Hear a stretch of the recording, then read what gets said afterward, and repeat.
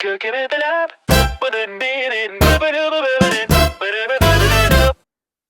All right, what's up, everybody? Josh with Slyman Brothers. I'm back again with Chef John here at the Monogram Design Center in Chicago. The interview was fun. This is what I've been looking forward to ever since we set this up. We're going to cook together. Let's get going. What are we cooking Let's today? do it. I've got some fun things prepped for you. Some things I'll do at home. Some things I prepare out of my garden to store for the year, like my yellow peppers. I make this sweet yellow pepper sauce. Ooh, some of this came from your garden? Yeah. Oh, I'm excited. And it freezes really, really well. Nice. And I can pull it out in the doldrums of winter, and it just brightens your day. And it's good for, you can use butter and cream in it. But I discovered this down in Panama from an Italian chef on the beach, and we were cooking it together, and I brought it back. So it's zesty and vibrant. Cool. And just kind of a fun dish. I'm gonna act like you're my girlfriend. I'll do whatever you tell me. Whoa! Don't cross any lines here. I'm a married man. I'll do whatever you tell me to do. Go ahead and get those yellow peppers into this pan here. We're cooking. We've got some Vidalia onion in there right now. Throw them all in there. Boom. We're going to get those sauteing and working down on like a medium heat on our induction cooktop. While we get some of the other steps going. So I'm going to task you, Josh, if you can. I don't want to stress you out. I'll try. It's been a long morning for you hanging out with Chef John. Yeah. So you just keep a little stir on that every now and then. Yep. Don't let them burn. Don't let them caramelize here. No caramelize. We're like a little harder than a sweat, okay? Okay, we're just going to soften them a bit. Exactly. Okay. So induction cooking, you can be as messy as you want. Cool thing is that spoon's never going to get hot. On gas, it gets hot because the heat comes out around the sides. Yeah. On induction, leave it in. You can be cleaner, or just throw it down right on the cooktop. Crazy. Surface. Look, I'm going to touch the burner. Oh. It's living outside the line. Crazy. All right. While that works, Josh, we got a few things that I want to do in the 5-in-1, because the 5-in-1 is like, if I put anything in there, lights start going off in people's heads. Like, this could change my life. Yeah. Just like, I don't need that private chef anymore. I can get rid of him. I have a 5-in-1. Right? Yeah, exactly. So we're going to start out with something simple. I think the most simple thing it can do is microwave. We're not going to do that today. We're just going to do a little toasting, because I have spent much of my life pressing a toaster button for people on the weekends and holidays. And never once did I ask them, hey, how would you like your toast done? But they sure love to tell me. So like, toasters give me nightmares. Won't even own one in my own house. So the fact that the 5-in-1 can act as my toaster makes the other people in my home a little bit happier. Medium rare toast, please. Yeah, thank you. I really need you in my life. I really need that. Yeah. So it comes with all these bake trays and glass trays for microwaving, so we can just easily pop it in. And again, unlike an oven, a toaster oven, things like that, we can just use this without preheating. So we put it in, hit start, it'll prompt us what tray to use, and off to the races it goes. And remember, we're not just cooking, we don't have that light on to show us how pretty our toast is. Yeah. It's actually cooking. That's part of the heat. Yeah, it's doing a lot of heavy lifting there. I don't know if anybody's ever accidentally or almost touched a halogen bulb. They get crazy hot. So that's what's happening. It gets crazy hot instantly, which is producing all that heat for the top. Josh, what's your favorite cheese? Like, we were just talking charcuterie earlier, and hey, let's talk charcuterie all day. But do you have a favorite cheese out there? I mean, very specific. I love cheese. I mean, I'll do a smoked Gouda is one of my go-to. Hands down. I mean, a super sharp cheddar, an aged cheddar. I mean, crystallized. You're from Wisconsin. I'm talking to the cheese guy over here. But those are some of my. I love a blue. A lot of people don't, but. So I want to introduce you to a new blue that maybe you haven't had before. And, food, like everything, is better with a story behind it. Yeah. Here's a tomato, okay? But now I tell you, my grandfather grew it in his own seed, his soil. Yeah. It's like, wow, it tastes better already. Yeah. So with that, Humboldt Fog is a blue goat cheese. Is that a style of cheese or a brand? It's the name of the. Okay, so I believe it's the area in California. Humboldt Fog. Okay. Now it is stored in vegetable ash after it's formed to age. So it's got just a little bit of like kind of this vegetable, different kind of connotations to it. But then the goat cheese and the blue cheese is so mild, so good, so creamy. I love goat. I don't know that I've had goat blue cheese. But those are my two favorite cheeses combined. Careful. Don't give it. If you give it to your girlfriend, she might ask for the ring. It's that special. Okay, so be careful when you're using it. She's not allowed to watch this video. So we've got that crumbled up blue cheese in there. I've got a little bit of egg yolk. I've got some horseradish. We're going to take a little bit of breadcrumb in there too, help bind that together. Got to have garlic, so we've got our crushed garlic in there. And then your herbs. I think a lot of chefs have the herbs that they stick to. Yeah. What do you got there? My sous chef is always, cilantro and some ground peppers is what he's seasoning things with. I've got just parsley, oregano, a little bit of rosemary, and then sage. Sage is one of my flavors that I like. But you got to be careful. You don't want everything coming out like Italian sausage. Yeah. So you got to be careful in how you. Any of these from your garden? These herbs, everything except for the parsley. So I had basically picked the last of the stuff the other day because the weather's getting down there. Yeah. Which you go, oh shoot, the garden's coming to an end, but that means deer season's going to start. That's right. Kicking up. So veggies are done. Now it's time for the produce. Exactly. For the protein. For the protein. Yep. We had a good salmon season too, so I got lots of salmon in the freezer right now. So we're going to take a little bit of that egg and just kind of bless a center cut beef tenderloin. That piece of meat looks. I would eat it how it is. To be honest. You could. But how's our toast doing? There we go, almost done. But this center cut beef tenderloin, this is kind of like what I call company food. You don't normally eat this by yourself. Yeah. But we're adults now. We work all week. Yeah. I want to come home and treat myself to something good at the end of the week. If you don't eat it all, take it to work the next day. Exactly. But a lot of times we don't do that because it takes time. Yeah. It takes time. It just takes a little preparation, nice cut of meat, a few ingredients. But with a 5-in-1 and a push of a button, I can get this to medium rare in about 18 minutes. That's crazy. You were telling me that in the interview. Now I'm excited to see it. Now we got to put our meat. Or maybe you were talking about pork tenderloin. Tenderloin, beef tenderloin. You're going to get similar results across the board with all of those. I'm excited. So we're going to pile this mixture up high, kind of like a crumb coat, cheesy coat. If some of it falls down, that's good. A lot of times I double up this batch because it gets melty and all gooey, and then I just almost use it as a sauce. Oh, this piece fell off right here. Oh, no, shoot. Woe is me. It's not too bad. Not too bad for, an old duck hunter from Michigan. So. Oh, my gosh. That cheese is so creamy. Get it on there. Very good. How's my onions and peppers looking? Oh, they're... Do you need to adjust it? Not quite clear yet. Not caramelizing. How do you like that swipe control on there? I find it a little different than some of the other inductions out there because it kind of makes me feel like I'm turning a knob. Yeah. Like an infinite control. I think it's cool because just to swipe and put it on half or 3/4 or whatever is so easy. But then to fine tune, like if I wanted to turn it down 2 little notches, I can just hit the little negative button twice. Exactly. It makes it, so I like the controls. It's usually one or the other. It's a flexibility. Because if I wanted to get it exactly, I don't know that sometimes my finger is on my phone, I'm hitting the wrong stuff. So to be able to have both abilities, that's one of the things I love. And I love that this is flush mounted too. Totally flush. And I have boiled over pots of fryer oil, pasta water, everything on this countertop. Nothing gets below the surface. You can see I got everything stored under there. I've got butane, so it's safe. You got torches. Yeah. We love all that stuff. I just want to play with all the toys that I'm finding in here. That's half of the fun around here, right? It's not just the big appliances, it's our small ones here too. So, all right, we're gonna get that bake tray in. You can see our beef tenderloins ready to go. At home, I would have this waiting in the refrigerator for me. Yeah. On Sundays at my house, I chop up everything in the refrigerator. I've got pie pans like this that I prep the meals in. These are all going in the 5-in-1. Yeah. They store in the refrigerator nicely. They go in the dishwasher nicely. It's just a great way to kind of streamline my home kitchen around the 5-in-1. Yeah. So we're going to speed cook this. 175 pre-programmed menu items. Yeah. Are we going to one of the pre-programmed? Yeah, go ahead to meat there, Josh. Yeah. Put you to work. I always forget I'm not the only one here now. Meat. Tenderloin, 1.5 to 2, and hit start. Hit start. Off to the races we go. Easy. I'm cooking a beef tenderloin. I hit 3 buttons. I have no idea what I'm doing. So simple. Even Josh can do it. Even, I have I usually do, I always did Brussels sprouts in a pan. I would do bacon and, kind of do that way. But we were at a restaurant and we had oven roasted.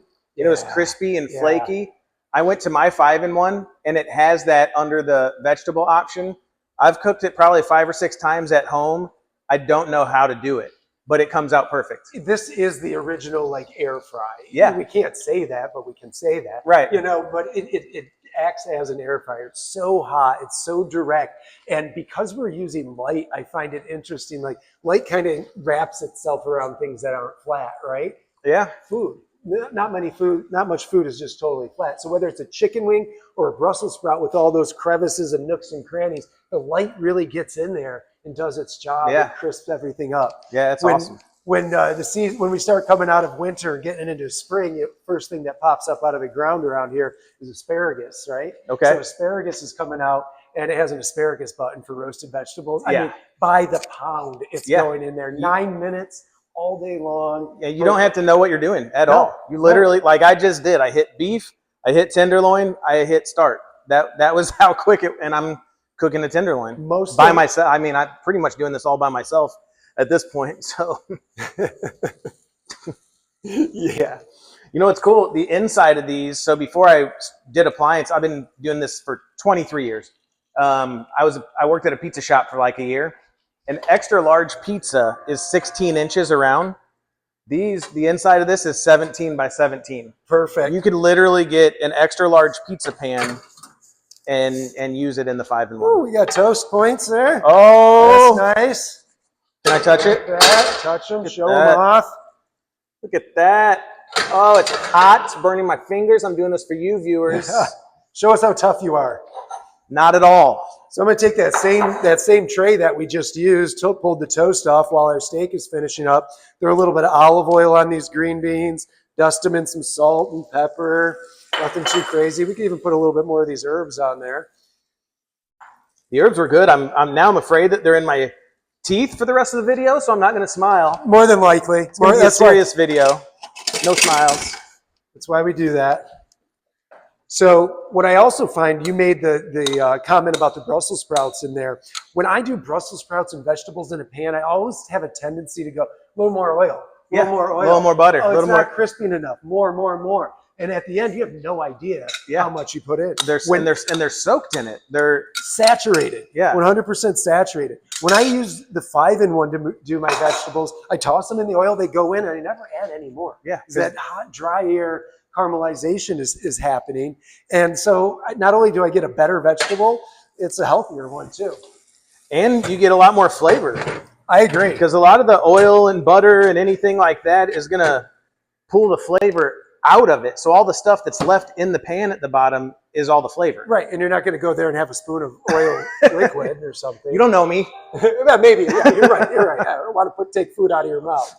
So we go back to speed cook, veggies, roasted, yes. My tenderloin's cooking. It's looking good. Off to the races. I like that. All right, now these are pretty soft. I think these are looking great.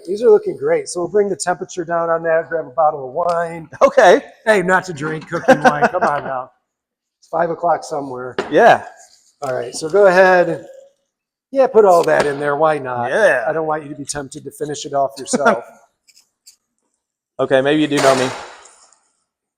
Do you flambe at home a lot? No. You ever accidentally flambe? Maybe. yeah, like, whoa, your wife or girlfriend comes running in from the other room. Like, what do you do to put out a grease fire kind of deal? Well, with the induction. You just spray water on it, right? Yeah, exactly. Get out the garden hose. Well, with induction, crank that all the way up. Let's see the power. Yeah. With induction, no open flame, no accidental fire. Yeah. You know, whether it's 4 cups of bourbon, a little bit of white wine, or you just got too much sauce in the pan and it gets hot and starts to spark, that draws people away from cooking. We want to draw them to cooking. So if that's the cleanup and some of the safety aspects behind cooking are what deters you, again, induction is a beautiful way to go. Well, what I love about it, so at home, that's the one piece that we haven't changed yet is our cooktop. It's regular electric. I know, I'm sorry, it's terrible. Monogram wants to send me an induction cooktop. I'll be happy to put it in. No, I'm kidding. But all the splatters. I do a lot of pan sear, you know, if I'm doing steaks, if I'm doing lamb, if I'm doing seafood. But the whole burned on area around every burner, trying to scrape it, trying to use the cleaner and the scrub, and it never happened. So here, any of these little splatters, it would normally be burning on because that glass is 1,000 degrees. Here, I mean, I literally can wipe it away with a towel while it's cooking. Just pick up the pan, you wipe the whole burner. Okay, now down back, again we go. And back you don't to lose it. anything. That's how easy it is. Induction is the best. So yeah, to clean as you go, or just to clean at the end. There's no wrong way to do it. It's what feels best to you. Yeah. So it feels more naturally for each customer. Yeah. Especially here, no knobs, flush install. When we're done, literally a wet rag, like you said, dirty to clean in 30 seconds. What was the term you used? I liked it. Whether you do, you said like new something to new in 30 or in 30 seconds. You know, like my grandmother can look over my shoulder and she said I couldn't do it better. But there's also like whether you do one egg over easy or 30 dozen and break them all over the place. It's 30 seconds back to new. Back to new. That's what. Back that's to it. new. So we got a little lemon juice in there. We're tagging that 30 seconds back to new. Go ahead and give me a nice microplate of that lemon zest. You know why we do that? Like anytime that I right on top. Yep. There you go. Keep going. Like you mean it. Like it owes me money. Like it owes you lemon juice. I'm in Chicago. Hey, you owe me money here. Hey, come on. All right. So then you just flip that over and give it a quick tap. Good. So I always just put a little bit of the zest into. Yeah. What's the deal with that? It's a more vibrant flavor. It's a more concentrated flavor. I noticed people doing it all the time, and they're zesting, and I'm like, I thought the good stuff was on the inside, but that zest, what you don't want to get down to is the white part. So that's called the pith right there. And that pith is what's more bitter. The zest is just what really holds the most acidic, vibrant flavors you can get out of the dish. Drizzle in about half of that olive oil. Add a few pinches of the white pepper and the salt.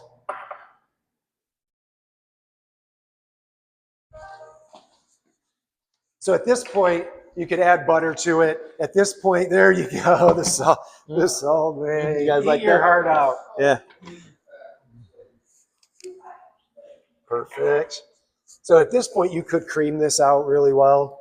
You could add extra butter to it. Could if I'm a cream and butter person. I grew up in the country, man. Cream and butter is in everything. So I like to keep it that way, but we'll see. I'm going to just step off camera here for a minute. So what's cool is we took this off, but Chef totally forgot to turn this burner off. What's neat is it recognized there's not a pot there, and it'll just kind of flash for a little bit. What do you think, 30 seconds or something? Yeah, it's going to be 30 seconds. Then if you put it back on, it'll kick right back on where it left off. We left it more than 30 seconds. Now it's just off. So safety-wise, as far as if you have pets that might explore the countertop, if you have kids, safety features of induction. Again, it sounds like we're doing a whole induction video, but it's just people that know about it and cook, and it's special. So I don't remember the last time I've shut this off. I noticed you just walked away and didn't even think about it. Never. Yeah. But I cook on it so much it translates to when I cook on gas. Yeah. So now when I cook on gas, I just grab the pan. My wife comes in the room and she's, it's been burning. How much bourbon have you had, dude? Come on. So all right, what do we have there? So now we ran this through a high-speed food processor blender, basically. Okay. Here. And we've got that creamy yellow pepper sauce in there. Comes out nice and smooth. Like I said yesterday, I had somebody that had a dairy allergy. And this is vegan as well. Are we supposed to taste along the way? Is that Oh, sure. Why not? I always heard that.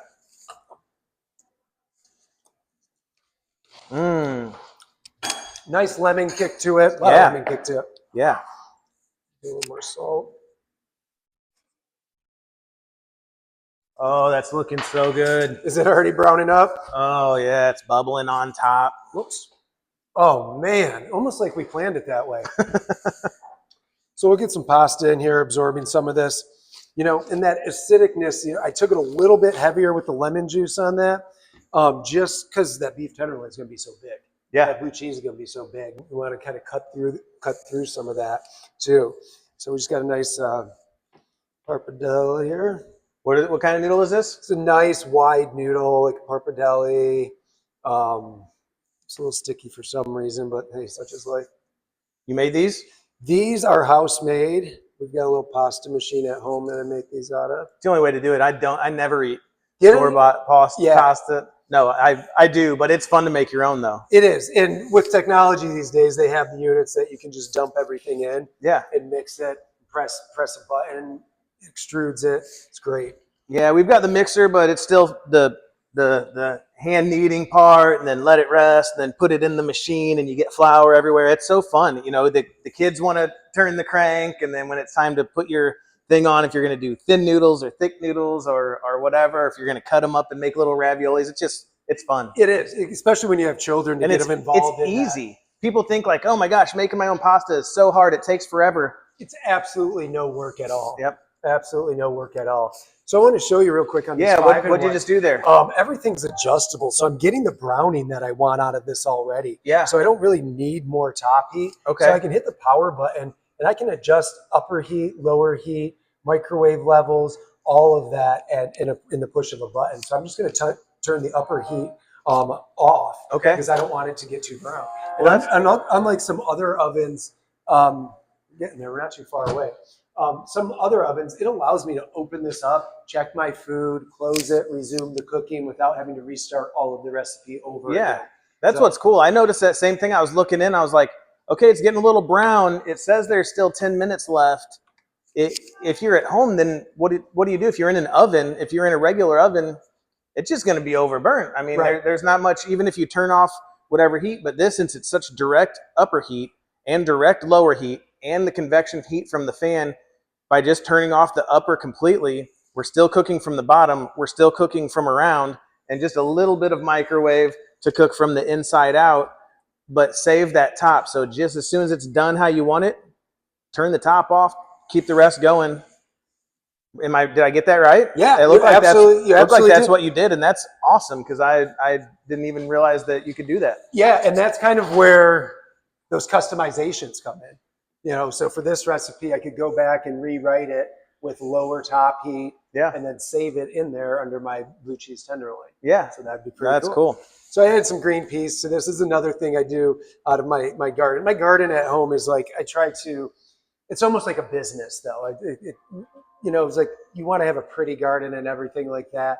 I treat mine like, okay, what can I grow the most of? It's going to save me the most money over the year. Yeah. You know, so I figure, okay, I go through 5 gallons of tomato sauce. Okay, that can save me a lot, especially if you talk about marinara. Yeah. You know, so it takes 65 to 70 tomatoes to do a gallon, of sauce. So, okay, we plot out that. Okay, we go through a ton of green peas. All right, so we grow our own peas. So these are your peas too? Bag them and freeze them. Oh, cool. Hopefully next year I'm going to be able to find. I couldn't find one this year, but there's some used individual quick frozen appliances you can get at home. So IQF, so I can put them in there and it just rapid freezes them. Oh, so you don't get everything crystallized and everything them at all. Yeah.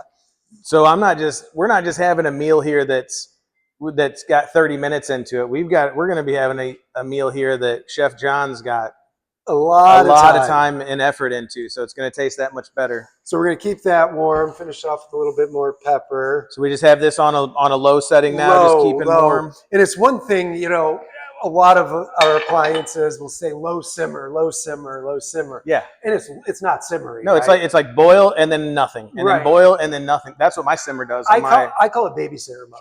It's where I just want it to be the same as when I left. Yeah. So it'll just keep it nice and warm. It's not going to give you those peaks and valleys of temperatures. Yeah. It literally stays the same. True constant heat temperature. So there's no discrepancies in that whatsoever. I think it was a Monogram training years ago that the chef said a regular electric cooktop is like a light bulb. So you'll see it glow red and then it's off. And it glow red, there's no level to it. It's just on and off, but it's always the same temperature. Just how long is it on and how long is it off? Induction is like taking a light bulb and putting it on a dimmer switch. So when I go down to 8, it's literally staying at that temperature consistently. And then you go down to 3 and it's keeping that temperature consistently. It's just another, and whenever you go up from a boil on regular electric, and now I turn it down to simmer, it takes a long time for that temperature to come down because the glass is so hot. This will go from a boil to a simmer just about as quick as you can click the button. Absolutely. Because you're changing the temperature of the vessel, not anything around it. Yeah, exactly. It's like if I get a boil over of yellow pepper pasta sauce and I want to clean it up, but I want to kind of keep cooking. It's no different if you have a crock pot plugged into one outlet and you want to change the position of the crock pot and you plug it into another outlet. You don't lose all the heat. Yeah. You know, it's still there. So you move, if this is boiling here and I move it over here to clean that, it just picks up right where it left off. There's no lag time at all. So it becomes, you know, whether you know how to cook or you're learning, this is going to be your best friend. These green beans just finished up. Oh, those look good. Those don't look too awful. Oh, you can hear it. You can hear it. Yep, they're still sizzling. You got the caramelization. You got the proper cook on there. How do you take your tenderloin these days? Rare to medium rare. Let's see how we're looking here. It's going to be nice and rare, that's for sure. Give it just another second. But man, is that looking good. Just another second. Good. I like it. All right, we're going to get that out. We're going to let that rest for a minute. And I think we'll swing around to the hearth oven and get some dessert going too. So, I'm excited about that. So we're going to leave this rest for a minute, go over here to the hearth oven. I'm going to give this just another 30 seconds and we'll run over and pull that out and let it rest. Cool. Then we'll see you over at the hearth oven. Sounds good. We're going to let all this rest. The man doing the magic. We got it. Look at this toast. These green beans, you can hear them. They're so crispy. Oh, so fresh. And we're going to come around here and do some cooking in this. I'm excited. All right, so Josh, now we're at the hearth oven. We're going to do a little cast iron cooking. We're not doing pizza. We're not doing savory. We're going to do sweet. We're going to do our dessert in here. Cool. So now you just took, what do we got? What is this? These are apples. So these are Michigan apples. Again, peeled, and then they're marinated in red wine, vanilla, mint, and honey. Okay, I thought you took them out of some wine, and it smells like wine, so I'm already intrigued. Oh, yeah. So basically, we made our little vessel here, scooped out the seeds, because we're going to finish them with vanilla custard. Oh, and you got them flat on the bottom? So they don't roll around your plate so much, all right? Oh, man. Yeah, we thought of everything with these apples. Yeah, you did. But now, one thing people don't understand is in the hearth oven, we don't just cook directly on the stone. We get to get fun pots and pans to cook in. Okay. So our cast irons of the world, foil line trays I do a lot of things on. But cast iron is definitely one of the best ways to go. This is also going to kind of insulate too much heat from the bottom of the apples too. Yeah. All we're doing is roasted fruit here with a great marinade on it.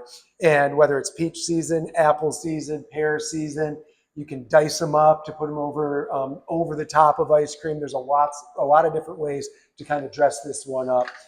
To finish it, we're going to kind of take a play on mulling spice, and we'll do a little bit of cinnamon and sugar on top of these just to give them a little extra oomph to them.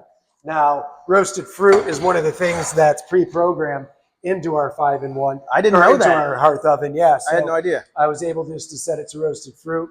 We hit the start time, and off to the races we go. Top heat, 1,300 degrees, and you can see I took the bottom heat down to 250. So the bottom of this is like a baking stone, basically, right? Stone, and there's a heat source underneath. Correct. So you're heating up that stone to a certain temperature, and then there's like a crazy powerful broiler kind of thing above it. If you look up towards the top, you can see all the Colorado elements that are jammed in there. It's the stone that takes the longest to heat up. We have to bring that up to temperature very slowly so that it doesn't crack. It has any moisture in there. That makes sense. Have you ever seen pizza stones in people's homes in their ovens? Yeah, like the thing, and you take it out, and it gets all seasoned and all that. Yeah, it looks all black, right? Yeah. Well, we call it seasoned because it's not really meant to be used at such low temperatures, right? Okay. So I've cooked over 10,000 pizzas directly on this stone. And how does my stone look?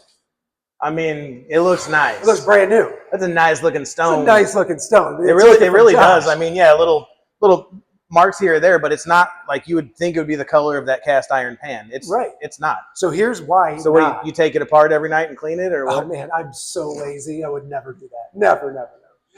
So what happens here is we're cooking at proper pizza temperatures when we're cooking directly on the stove. Yeah. So we're not having to put any oil into our dough. There's no fats into our dough. A lot of store-bought doughs or those that we make at home that are cooking at 550 degrees, we're incorporating olive oil or something into them to help them brown because it's too low of a temperature for it to time out. With no oils in there, there's no oil ring left on it. Even though when we do get fats on there, when a piece of pepperoni jumps off the pizza, those types of things, we make a mess. We are cooking at a temperature hotter than your oven self-cleans. Yeah, so it's continuous cleaning, it's kind just of. cleaning as it goes, Yeah. making us look good. And I know we have this on display at least one of our stores, if not multiple.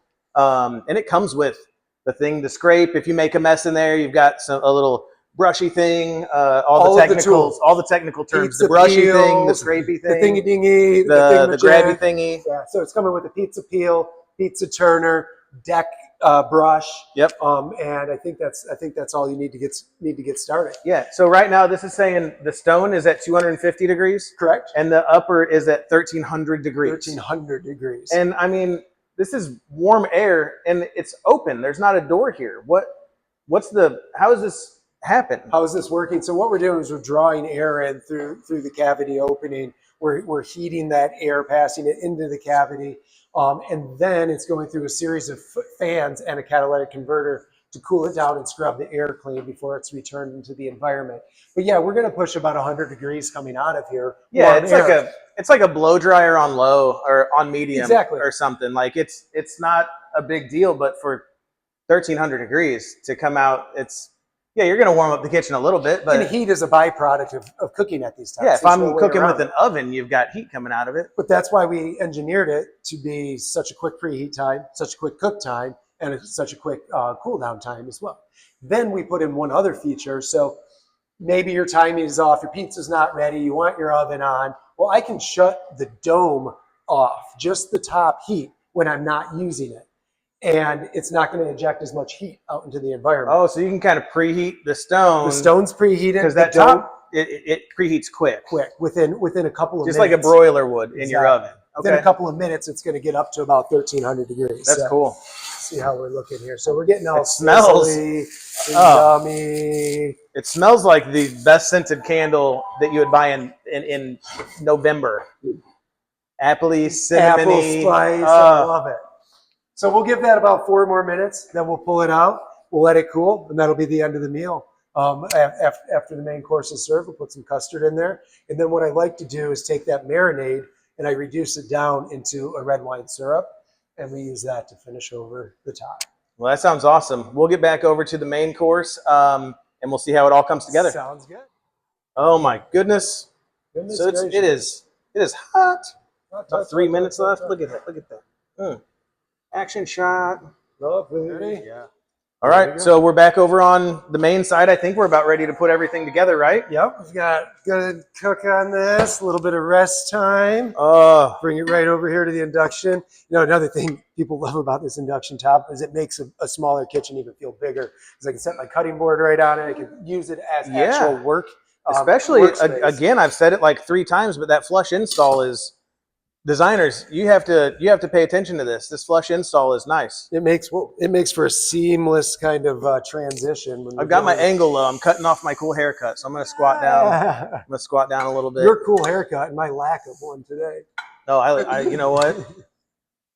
So we put a little bit of pasta down here. We'll dress that up a little bit. The focus is the food anyway, not us, right? Wait, who said? At this point, we had our 20 minutes now. That's what my boss says too. Now we give 5 minutes to the food. It's fine. It's fine. Remember, don't just talk about yourself. Mention the appliances. Little green bean in there. You know, and then the all-star for the day. I mean, this literally all started raw and fresh. What does this take? So maybe 30 minutes, right? Oh, does that work for you? Oh my gosh, that's. So we'll cut some nice thick pieces out of there. Man, can you imagine living in this household that come home on Friday and you get this kind of a meal? I'm all about that. That is. Oh my gosh, and I can smell that blue cheese. Yeah. And you go, wow, is that strong? And then you think back to that taste of that pasta that you had where that acidity, that zest kind of hits you and cleans the whole thing up. I think it's awesome.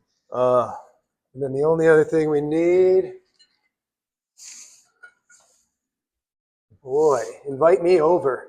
Yeah, I hope you all are seeing. I'm gonna get some good shots of this. Let me Let me clean up this induction real quick, right? Yeah, clean up that plate. And then What do you have please there? be my guest. Oh, Just a little fig glaze over on the, over there. the meat? Yeah, just wherever you feel. Wherever I feel? Yeah, Okay. it makes you I happy. think we got to put some on the meat. There we go. Just a little drizzle back and forth. Oh, yeah. You know, this is. Oh, yeah. I saw your skills with the salt, so. I don't know if I want to drip this down my arm, but it does. And maybe just a little drizzle on the bread. There. Oh man, now. You know. Oh yeah. If the whole podcast thing doesn't work out for you, You need a sous. You need a sous chef. Yeah, I could use an extra set of hands. Like. Okay. No, that was absolutely awesome. Let's see if I can. So we got our summer yellow pepper pasta sauce. We've got our 5-in-1 roasted green beans, Humbo Fog tenderloin, and of course a nice crisp focaccia. Oh my gosh, how lucky am I? I get to meet this guy, learn all about these Monogram appliances, cook with him, and now we're going to get to eat. Chef John. I'll give you the fist bump. We'll go the elbow bump. Elbows. All right, everybody. Thanks for watching. Much. We're going to eat this stuff, so have a good day. Peace.